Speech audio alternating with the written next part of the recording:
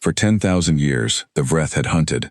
They were the apex predators of the Milky Way, 7 feet tall, covered in obsidian exoskeletal plates, with 4 eyes capable of seeing in ultraviolet and infrared simultaneously.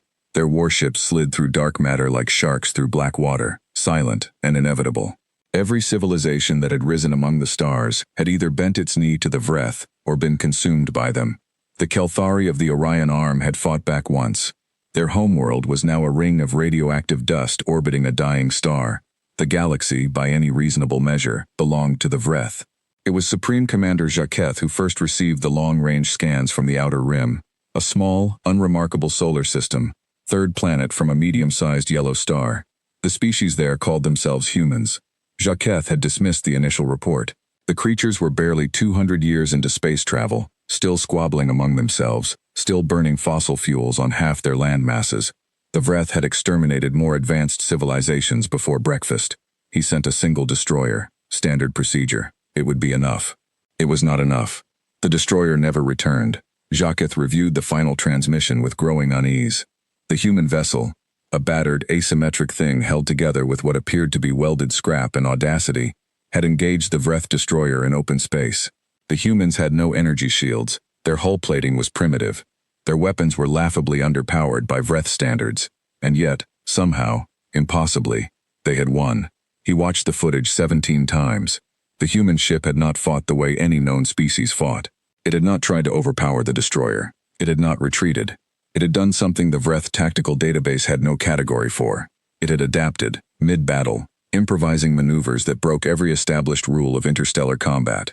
When the destroyer's plasma cannons had melted the human ship's left thruster array, the humans had used the resulting explosion as propulsion, spiraling directly into the destroyer's blind spot and firing a barrage of primitive kinetic projectiles, solid metal, hurled through space at high velocity, directly into the exhaust ports.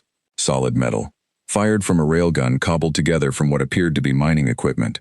The Vreth Supreme Commander leaned back in his command throne and, for the first time in his 4-century life, felt something unfamiliar stir in his chest. He sent a fleet.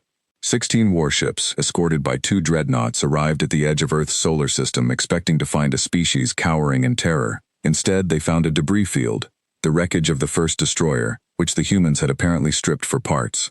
Their long-range sensors detected human vessels moving through the asteroid belt at high speed, seemingly mining operations. They were building something. Admiral Vrashin, commanding the fleet, opened a communication channel. He had done this before. The final formality before annihilation. The offer of surrender that no species ever took. The response that came back on the channel was not a plea for mercy. It was a human laughing. "Oh good," said the human voice, translated through the Vreth Universal Codec as cheerful, almost delighted. "We were wondering when more of you would show up. We've been running low on hull plating." Vrashin ordered the fleet to advance. What happened next would be studied at the Vreth War College for generations. The humans had used the 6 weeks since the first destroyer's destruction, not to prepare a defense, but to engineer an ambush. They had seeded the asteroid belt with mass driver platforms, crude, yes, but brilliant in their simplicity, capable of launching thousands of tons of rock at relativistic speeds. The moment the Vreth fleet entered the belt's outer edge, the platforms activated simultaneously. It was not a battle.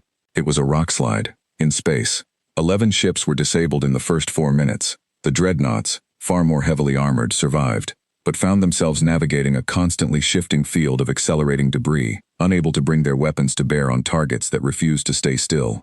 Human fighters, tiny and agile, swarmed around the dreadnoughts like insects, targeting sensors, communications arrays, engine vents, not trying to destroy, trying to blind. Vrashin pulled the fleet back. Of the 16 warships, 7 were capable of returning home. Back on the Vreth homeworld, the High Council met in emergency session. This had never happened. Not once. In 10,000 years of conquest had the Vreth retreated. The concept barely existed in their language. Jaqueth stood before them and delivered his assessment with the calm of a commander who had long since made peace with uncomfortable truths. "They are not stronger than us," he said. "They are not faster. Their technology is inferior in almost every measurable way." He paused. "But they are unpredictable. They do not fight to survive. They fight to win, and they appear to find the entire experience enjoyable." The High Council found this last point particularly disturbing. A 3rd expedition was dispatched, this time with the full weight of Vreth military doctrine behind it. Overwhelming force, no negotiations, scorched system protocol, 300 warships, enough to reduce a planet to rubble from orbit. The humans were waiting with a superweapon built from the salvaged components of the first two Vreth fleets. It was not elegant. It was not beautiful. It looked, frankly, like someone had strapped 17 different kinds of stolen alien technology together, with human engineering and sheer bloody-mindedness. But it worked. The EMP pulse it generated disabled 2/3 of the Vreth fleet before a single shot was fired. Then the human fleet, now numbering in the hundreds, constructed in secret over the preceding months using Vreth metallurgy and human ingenuity, emerged from behind Jupiter and opened fire. Supreme Commander Jaketh received the news in silence.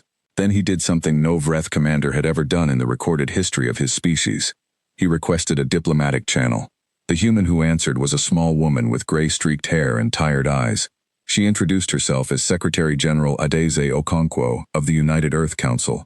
She looked like someone who had not slept in several days. She also looked, Jaketh noted, faintly amused. "We've been waiting for this call," she said. "Your species," Jaketh said carefully, "is unusual." "We get that a lot," said Okonkwo. "You should not have won," he said. "By any tactical analysis, you should not have won." She nodded slowly. "Probably not, no. But here's the thing about humans, Commander. We're terrible at knowing when we're supposed to lose."